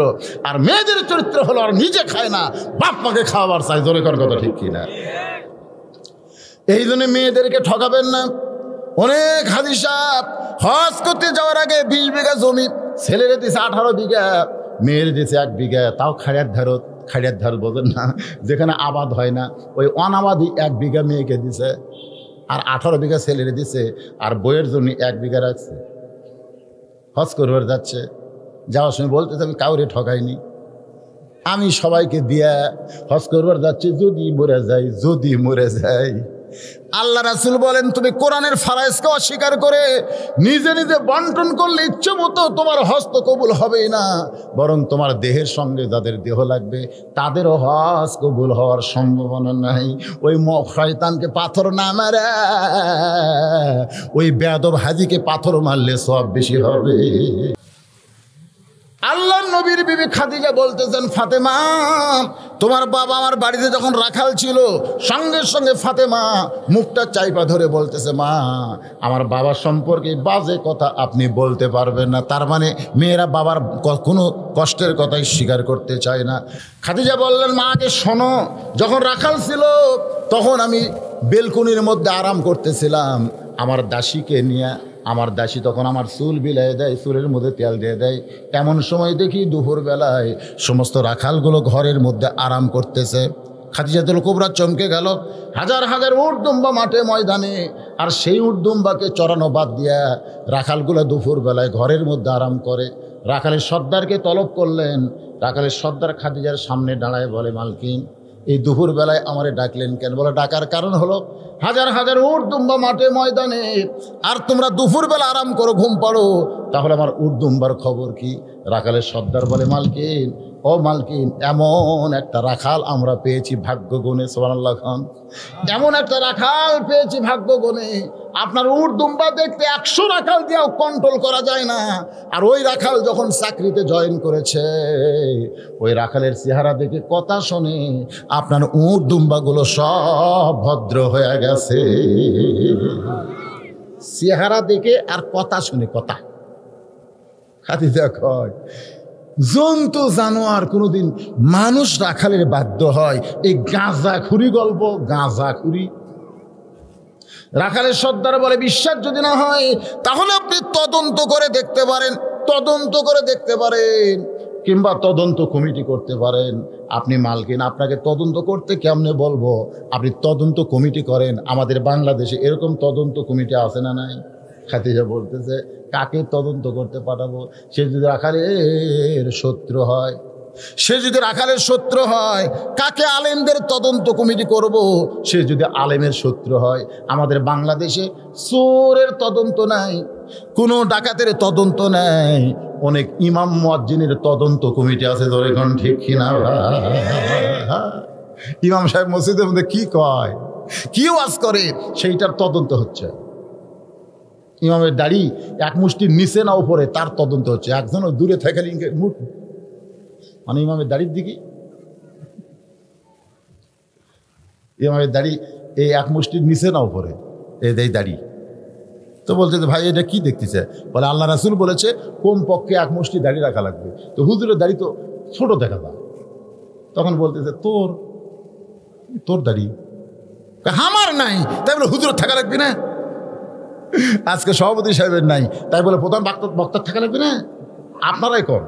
খালি যদি আমি আমার ওই সোহান ভাইয়ের মতন কামিয়া এসে ওয়াজ শুরু করতাম, একটাও আপনার থাকতেন না। না না না না, এই দাড়ি কামা বক্তার ওয়াজ শোনা যাবে না, দরকার কথা ঠিক। কিন্তু সভাপতি দাড়ি কামান থাকলে অসুবিধা নাই, প্রধান অতিথির দাড়ি না থাকলে কোনো অসুবিধা নাই, কিন্তু প্রধান বক্তার তদন্ত আছে। জোরে কথা ঠিক কিনা? খালি যদি একটু ছোট হয়, খালি ছোট হলেই কবি ও রে ই শুনলো বক্তা, দেখছেন? জোরে গেলে বল দাওয়াত পাচ্ছে, আসতে গেলে কথায় খাওয়া গেছে। বর্তমানে আলেমদের এরকম তদন্ত আছে, জোরে খান আছে না নাই? হুজুর জোরে যাচ্ছে কয় সামনে পাড়ার দাওয়াত পাচ্ছে, তারপরে এত জোরে যায়, আসতে গেলে কয় পিছনে পাড়ার কথায় খাওয়া খাচ্ছে রে, লুলবার পারতেছে না। এখন আপনারা বলেন এরা কি আলেমের শত্রু নয়? এর যখন শত্রু নয়, এদেরকে যদি তদন্ত কমিটির সদস্য করা হয় তাহলে আলেমদের পক্ষে কোনোদিন তারা ভালো রিপোর্ট দেবে না। খাদিজা বলতেছে কোনো তদন্ত কমিটি নয়, আমি নিজেই তদন্ত করতে চাই। মা খাদিজাতুল কুবরা নিজেই তদন্ত করতে গেছে। তদন্ত করতে গিয়ে দেখে সূর্যের তাপে পাহাড় পোড়া গন্ধ আসতেছে, সূর্যের তাপে বালু গরমের একটা গন্ধ আসতেছে, পোড়া পোড়া। কিন্তু তাকায় দেখো ওই রাখাল দাঁড়িয়ে আছে, ওই রাখালের গায়ে সূর্যের রোদের কোনো চিহ্ন না।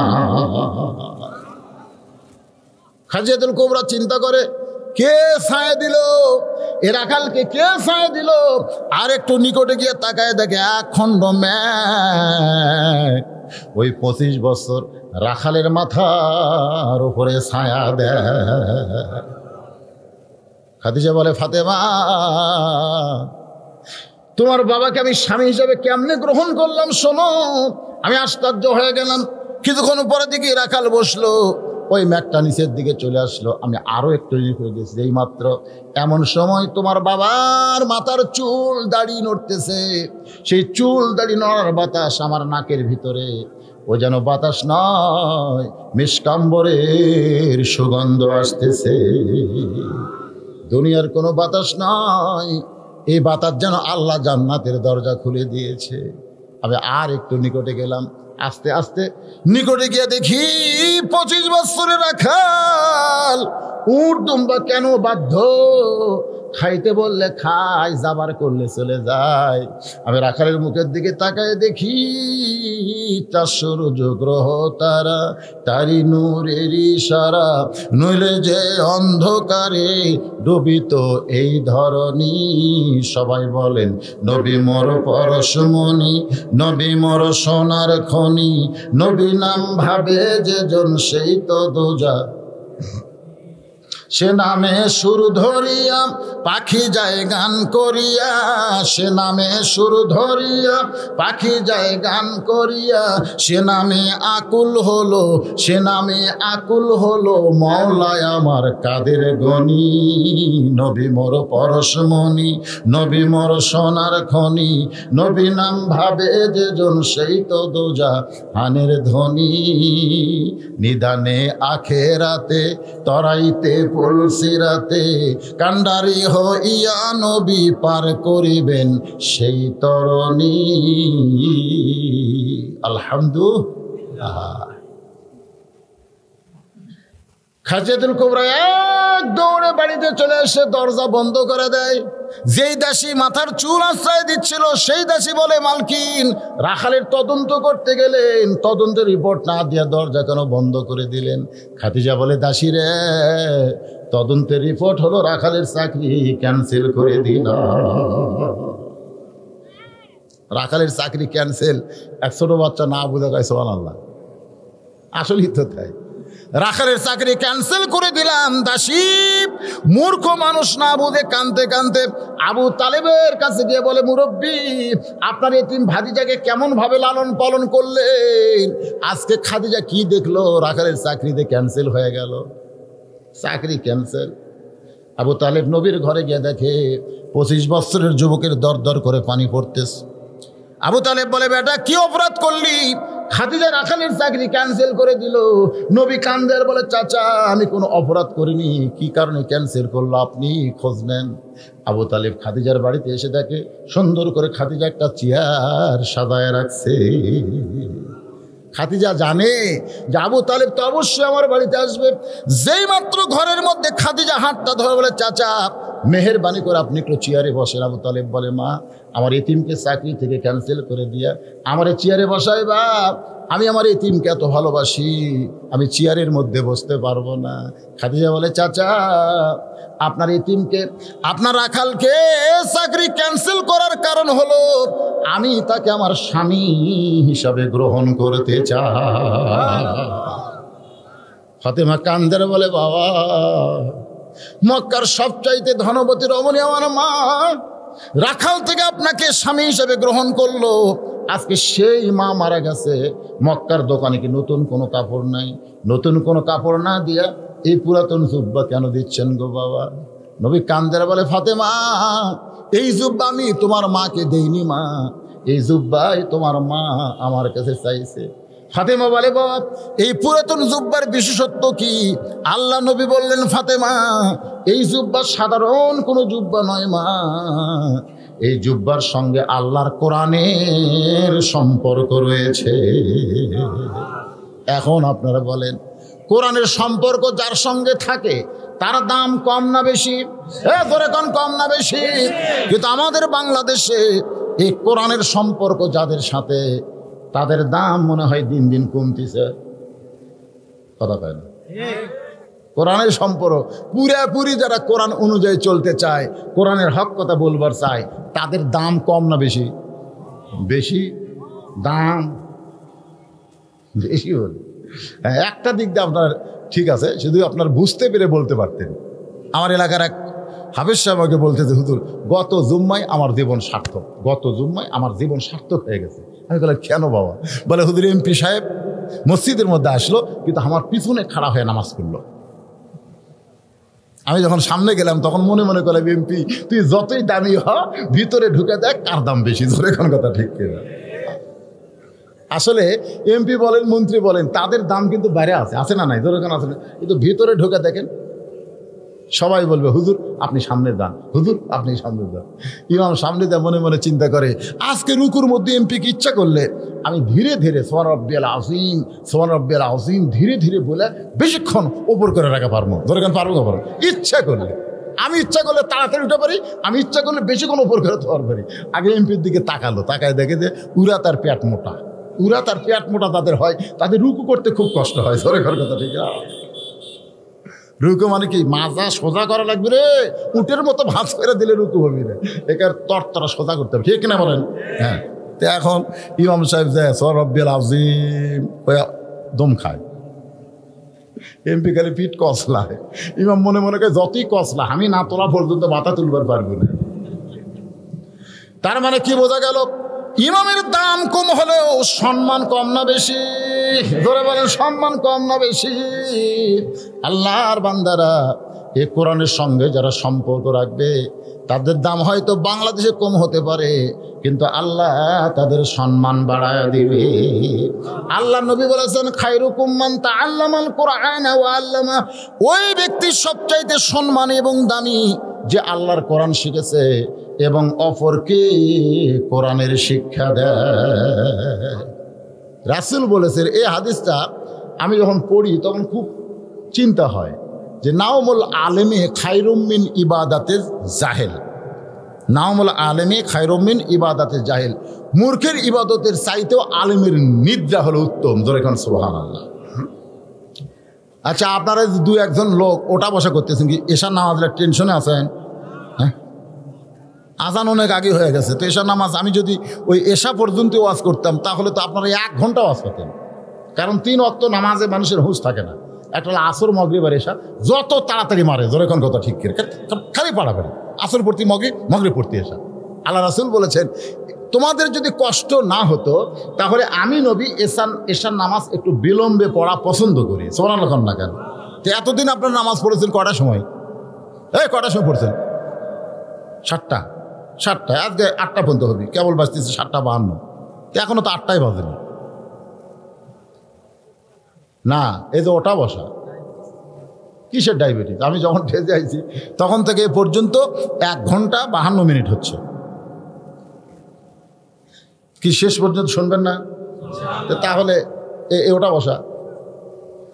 ইজা জাআ নাসরুল্লাহি ওয়াল ফাতহু ওয়া রাআইতান নাসা ইয়াদখুলুনা ফি দীনিল্লাহি আফওয়াজা ফাসাব্বিহ বিহামদি রাব্বিকা ওয়াস্তাগফির ইন্নাহু কানা তাওয়াবা।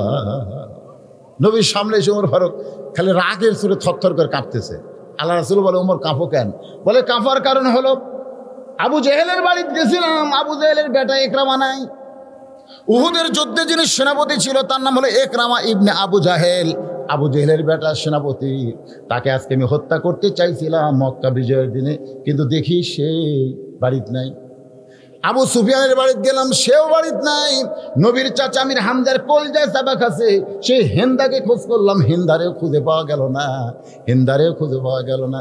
রাসূল বলে ওমর তুমি যাদের খোঁজ করতেছো তাকায় দেখো তারা ঘরের ভিতর। সুবহানাল্লাহ।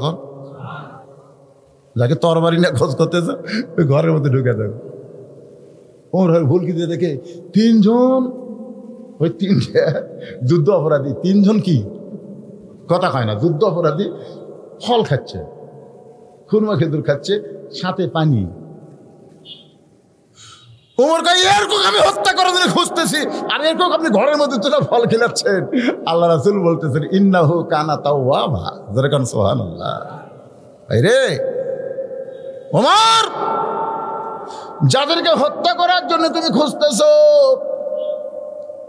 তুমি কি মনে করছো গভীর রাত্রে মক্কা থেকে মদিনায় হিজরত করেছি, মক্কা থেকে মদিনায় হিজরত করেছি। তুমি দেখো আবার গাড়ি হীরার সাথী আবু বকরের দিকে, ওমর ফারুক আবু বকরের দিকে তাকায় দেখে আবু বকরের দুই চোখের পানি গাল বেয়ে পড়তেছে, আর মুখটা মুচকি মুচকি হাসতেছে। ওমর ফারুক বলে আবু বকর আজকে মক্কা বিজয়ের রেজাল্ট আপনার কাছে শুনতে চাই। আবু বকর বলে ওমর 13 বছর মক্কায় নবী কষ্ট করেছে, সাহাবীরা কষ্ট করেছে, যদি নবী গভীর রাত্রে হিজরত না করতো তাহলে আজকে মক্কা বিজয় আমাদের সম্ভব হতো না।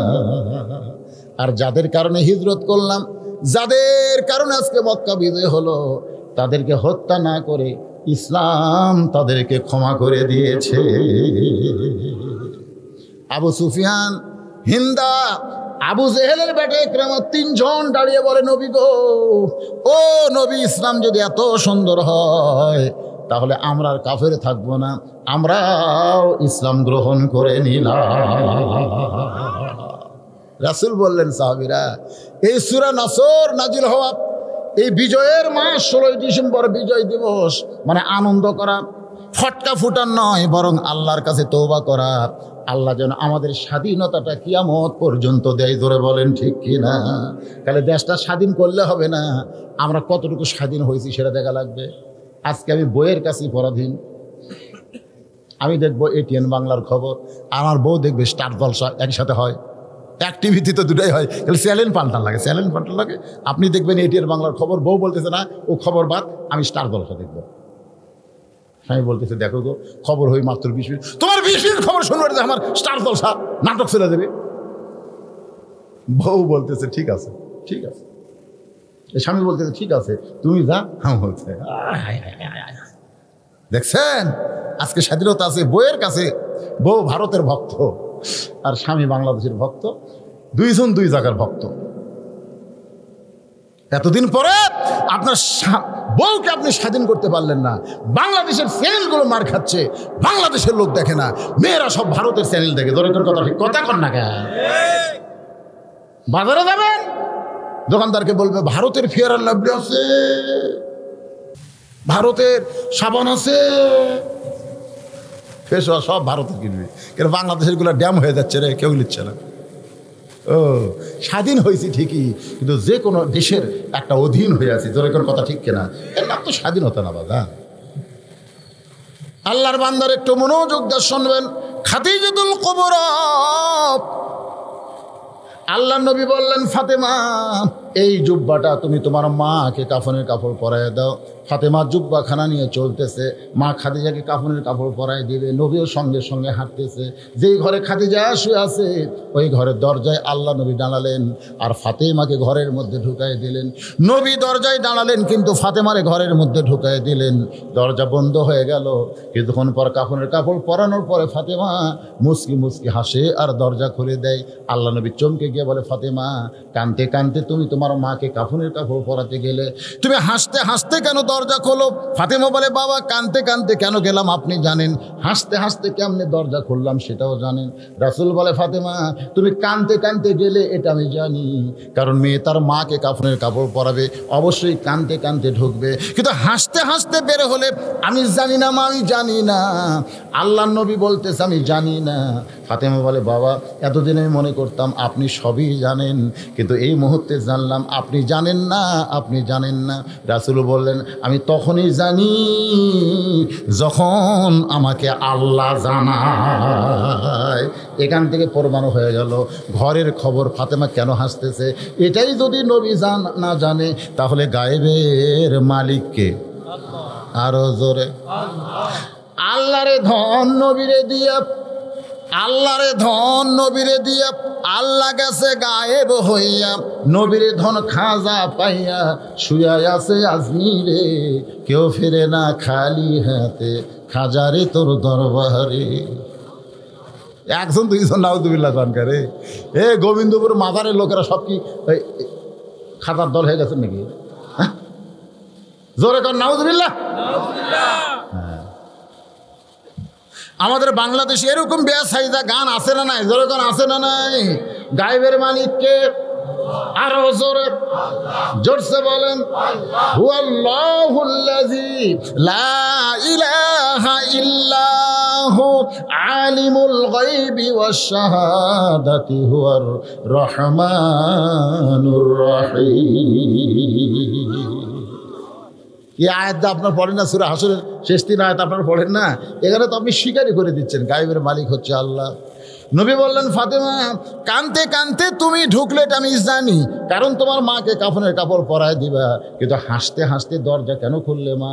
আমি নবী তো জানি না। ফাতেমা বলে, বাবা তাহলে শোনেন, আমি যখন আপনার জুব্বা নিয়ে মাকে পরাবার গেছি, আমার মাকে যখন জুব্বা পরাবো কাফনের কাপড় হিসাবে, ইয়ানজুরু বিনুরিল্লাহ, তখন আমার 2টা চক্ষু বন্ধ হয়ে যায়। আমি বন্ধ করি না, কে যেন চক্ষু আমার বন্ধ করে দেয়। আমার মাকে কাপড়ের কাপড় পরাবো, এমন সময় আমার চক্ষু বন্ধ হয়ে গেছে। আমি তখন দেখতে পাইছি বাবা আমার মাকে আল্লাহ তাআলা জান্নাতের পোশাক পরাইছে। সেই জান্নাতি পোশাকের উপরে আমি ফাতেমা আপনার জুব্বাখানা পরায় দিয়ে হাসতে হাসতে দরজা খুললাম। রাসূল কান্দের বলে, ফাতেমা যেদিন তোমার মা আমাকে নবী বলে স্বীকার করেছে, ও ফাতেমা দুনিয়াতে কোনো বউ তার স্বামীকে নবী বলে স্বীকার করবে? মনের মধ্যে একটু ডাউট হয় কি হয় না? কারণ আমারে তো হয়, দুনিয়ার সবাই আমাকে হুজুর কয়, কিন্তু বউ আমাকে হুজুর কয় না। আমি কইছিলাম হুজুরকে ডাক দিলে তোমার মুখে একটু শুনবার চাই, কেমন লাগে একটু হুজুর কত? বউ কয় জনগণ চিনে না তাই হুজুর কয়, আমি চিনি মালটা কি। হুজুর এত সহজ নয়, আমরা বইয়ের কাছে হুজুর হওয়ার পারি নাই। আর সর্বপ্রথম নবীকে নবী বলে স্বীকার করেছে খাদিজাতুল কুবরা, সুবহানাল্লাহ। কারণ খাদিজা জানে আমার নবীর ভিতরেও যা বাহিরেও তাই, আর আমাদের বউ জানে এরা বাড়িয়া হুজুর কিন্তু ভিতরে। হাসতে দেন। সর্বপ্রথম আবু বকর জীবন গ্রহণ করে নাই, আগে করছে খাদিজা, বউ নবী বলে স্বীকার করছে। সুবহানাল্লাহ কর না কেন? সর্বপ্রথম নবী বলে স্বীকার করার সঙ্গে সঙ্গে আমার বিশ্বাস আল্লাহ তোমার মায়ের সঙ্গে ভালো ব্যবহার করবে। আল্লাহ তোমার মায়ের সঙ্গে ভালো ব্যবহার করেছে। নবী খাদিজাতুল কুবরাকে ওই অন্ধকার কবরের মধ্যে নামায় দিচ্ছেন, 2 চোখ দিয়ে দর দর করে পানি পড়তেছে, গাল বেয়ে বেয়ে টপ টপ করে পড়তেছে। আবু বকর বলে, ইয়া রাসূলুল্লাহ হুজুর আপনি যদি এমন করে কাঁদেন তাহলে আমরা কেমনে সহ্য করব? রাসূল বলে, আবু বকর আমি যখন খাদিজার লাশটা নিয়ে কবরের মধ্যে নামছি, আমি নবী হয়ে নামিনি, আমি নবী হয়ে নামিনি, আমি এমন একজন স্বামী আজকে খাদিজাকে হারায়া আমি বড় একা হয়ে গেছি। তোমরা কি জানো এই গভীর রাত্রে সে যতই রাত হোক ঘড়ি দেখে না, ঘড়ি দেখে না। যখন আমি দাওয়াতের কাম শেষ করে দরজায় এসে দাঁড়াইছি, কোনোদিন খাদিজা বলে আমাকে ডাক দেওয়া লাগে নাই। দরজায় দাঁড়ানোর সঙ্গে সঙ্গে খাদিজা দরজা খুলে দেয়। নবী বলেন, খাদিজা আপনি দরজা কেমনি খুললেন গো? আমি তো আপনাকে ডাক দেই নাই। খাদিজা বলে, হুজুর ওই যে বিবাহের আগে 25 বছর বয়সে আপনাকে তদন্ত করতে গিয়া আপনার দেহ থেকে একটা সুগন্ধ পাইছিলাম, সেই সুগন্ধ এখন আমার নাকের ভিতরে। আপনি হলেন মিশকাম্বর, আপনি যখন চলে যান আমি দরজার কাছে নাকটা লাগাইয়া দাঁড়িয়ে থাকি, আপনি আসা মাত্র আপনার দেহের সুগন্ধ আমার নাকের মধ্যে আসে, আমি সঙ্গে সঙ্গে দরজা খুলে দিই। রাসূল কান্দার বলে, আমার দরজা এখন থেকে আর কে খুলে দিবে? কে আমাকে উরুদ বালিশ বানায় দিবে? আল্লাহ নবী ঘুম থেকে চেতন পায়, দেখে মাথার তলে বালিশ নাই। এই খাদিজার উরাতির উপরে নবী ঘুম থেকে চেতন পায়। নবী বলে, খাদিজা আপনি কি ঘুমাননি? বলে, হুজুর সারা রাত আপনাকে আদর করেছি। আজকে সেই খাদিজা অন্ধকার কবরে, আমার চোখ দিয়ে দর দর করে পানি পড়তেছে। আমি কি করব সাহাবীরা শোনো, আমার তো করার কিছুই নাই, বড় একা হয়ে গেলাম, আমি বড় একা হয়ে গেলাম। খাদিজাকে কবরে মাটি দেওয়ার পরে আল্লাহ নবী কবর থেকে নড়েন না। সমস্ত সাহাবী যখন কবর থেকে চলে যায়, নবী কবরের পাশে দাঁড়ায় আছেন। ঘন্টার পর ঘন্টা চলে, মুনকির নাকির আসে না। আল্লাহ বলে, হাবিব খাদিজার কবরের পাশে কেন দাঁড়াইছেন? বলে, খাদিজার কবরে মুনকির নাকির পাঠালে উত্তর দিবার পারবে না, খাদিজার পক্ষ থেকে আমি নবী একটু উত্তর দিবার চাই। আল্লাহ বলে, হাবিব ওই খাদিজার কবরের চিন্তায় দুনিয়াতে জীবিত অবস্থায় চোখের পানি দেখে আমি আল্লাহ এত খুশি হয়েছি, খাদিজার কবরে মুনকির নাকির যাবে না, আমি আল্লাহ খাদিজার পক্ষে উত্তর দিয়া দিলাম। এখান থেকে প্রমাণ হয়ে গেল, দুনিয়ার আনন্দ, দুনিয়ার মিছিল, দুনিয়ার বিজয় কিছুই না। মুসলমানের বিজয় হলো মুসলমান হয়ে দুনিয়া থেকে বিদায় নেওয়া লাগবে। আর যতদিন দুনিয়াতে থাকবো আমাদের সকলকে মরার আগেই মৃত্যু চিন্তা নিয়ে মরতে হবে। সকলের সামনে কবর আছে না নাই? তাহলে এখন আপনারা বলেন, এই যে কবরে রস করলাম, যে কোনো সময় মৃত্যু হবে, খাদিজার মতো মানুষ কবর নিয়ে টেনশন করে, আপনারা কারা কারা ঈশার নামাজ পড়বেন না? এই যুবকের, এই হাত তোলো। কারা কারা ঈশার নামাজ পড়বেন না? হাত তোলো। কারা কারা মাগরিব পড়নি এরা বলবো না। মাগরিব তো অনেকে না পড়ে ওয়াজ শুনতেছে, কিন্তু আজকে ওয়াজ শোনার পরে এই যে মাহফিল করা হয়, এর আগেও আমি ছিলাম, আমার চেয়ারম্যান ভাই সুজন এবার বলছে, হুজুর আমি এবার নির্বাচনে যাইনি, নির্বাচনে যান নাই। উনি বিদায় বেলায় একটা মাহফিল করলেন। এই মাহফিলে কোনো কালেকশন আছে? কোনো কালেকশন নেই, কোনো টাকা পয়সা আপনার কাছ দেওয়া হবে না। এই যে দীর্ঘ সময় মাগরিবের মাহফিল মানে আবার তোমরা কি শুরু করলে এখনই? হ্যাঁ, যাওয়া আসার মধ্যে কিন্তু একটু ধৈর্য ধরা লাগবে তো জান, ধৈর্য। তোমাকে এই দেখে অনেকে বিরক্ত হয়ে যায়। এখন খোলাখুলি শুরু করলে মানুষের নজর তার এই দিকে নেই, কারণ আপনার যে ওয়াজ শুনলেন, এই ওয়াজের একটা রেজাল্ট আছে না, নেই দরকার আছে না, সেটা শেষে আমি আপনাদের বলতেছি। এখানে বলা হচ্ছে ইন্নাহু কানা তাওয়া বাহ, সূরা নসরের শেষে আমাদের সকলকে ফিরে যেতে হবে কার কাছে? তওবা। তওবা মানে কি? তওবা, তওবা, ফিরে আসতে হবে। আমরা যে কোনো সময় মৃত্যুবরণ করব। আজকে আমরা এই মাহফিলটাকে তওবার মাহফিল হিসেবে গ্রহণ করি। আজ থেকে বাকি জীবনে ইচ্ছা করে অলসতা করে একটা ওয়াক্ত নামাজ বাদ দিব। যারা বলতেছেন না, ইচ্ছা করে অলসতা করে একটা ওয়াক্ত নামাজ বাদ দিব। মাশাআল্লাহ, তালে কইছেন না অন্তর থেকে কইছেন?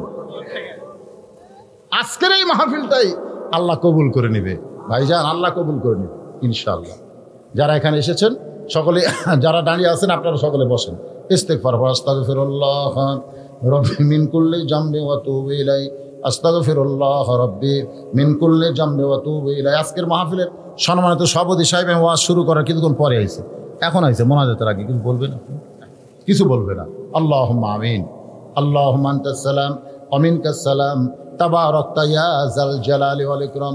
আয় আল্লাহ তাআলা, জনাব খন্দকার ওমর শরীফ চৌহান, যার সৌজন্যে আজকের এই মাহফিল, দীর্ঘ অনেক দিন তিনি চেয়ারম্যানের দায়িত্ব ছিলেন, আপাতত সেই দায়িত্ব থেকে অবসর নিয়ে আল্লাহ এই মাহফিলটা তিনি করেছেন জনগণের যুবকদেরকে নিয়ে। আল্লাহ সেই মাগরিবের নামাজের পর থেকে এই দীর্ঘ সময় আলোচনা করলাম। মাবুদ, এর মধ্যে যদি ত্রুটি হয়, ভুল হয়, মাফ করে দিও। এর যা হাদিয়া মঞ্জুর করো, সোনার মদিনায় নবী পাকের রওজা মুবারকে কবুল করে নাও। तमाम अंबिया केराम আসহাবে কেরাম তাবিনে কেরাম তাবা তাবিনে কেরাম तमाम পৃথিবীর মাটির নিচে যত মুমিন মুমিনা শুয়ে আছে আল্লাহ সকলের আরওয়াহ ফরে হাদিয়া কবুল করো আল্লাহ। আমরা যারা হাত তুলেছি আমাদের জনম দুঃখী মা যাদের অন্ধকার কবরে এতিম হয়ে গেছে, কি বলবো প্রসবের কথা, মা বিনে সেই ব্যথা কেউ তো বুঝিবে না। মাজন ঠিকিয়া সন্তানের দায়, অকালে মা মারা যায়, কেন সে মায়ের জন্যে দোয়া করবা না? এমন দরদি হবে কেউ হবে না আমার মা গো। বাবারা যাদের মা নাই চোখ বন্ধ করে দেখেন, মায়ের মতন আপন কেউ নাই বাবা। এই মায়ের কবরকে আল্লাহ যেন জান্নাতের টুকরা বানায় দেয়, জোরে বলেন আমিন। বাবার বাড়ি ঘর সবই আছে, আমি সহ আমরা যারা বাবা হারা ইতিম হয়ে গেছি, আল্লাহ মেহেরবানি করে বাবার কবরকে জান্নাতের টুকরা কবুল করো।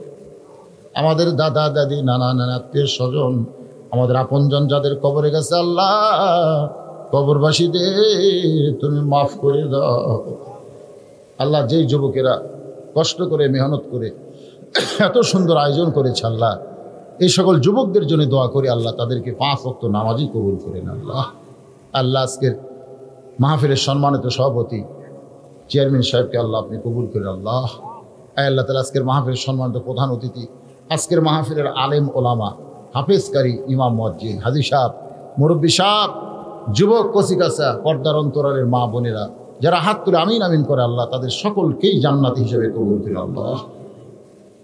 আল্লাহ তাআলা গোটা বিশ্বের মুসলমানকে হেফাজত করেন, আসমানের বেলা আসমানে নেন, জমিনের বেলা জমিনে ডাবায় দেন। আবার যেন করোনা বাংলার জমিতে না আসে আল্লাহ। এই করোনা থেকে আমাদের বাংলা ভূমিকে আল্লাহ আপনি হেফাজত করে। আল্লাহ তাআলা আমার মা বোনদের জন্য একটু দোয়া করি, মা বোনদের আবেদা সালিহা পর্দানিশি কবুল করে, মা ফাতেমার চরিত্র দান করে দেন। আল্লাহ তাআলা কত মানুষের জানাজার নামাজ আমরা আদায় করেছি, কত মানুষকে 2 হাত দিয়ে কবরের ঘরে নামায় দিয়েছি, কত মানুষকে 2 হাত দিয়ে কবরে মাটি দিয়েছি। একদিন আমরা সবাই মরে যাব। যেদিন আমাদের মৃত্যু হবে দিনটা যেন জুমার দিন হয়, মাসটা যেন রমজান মাস হয়,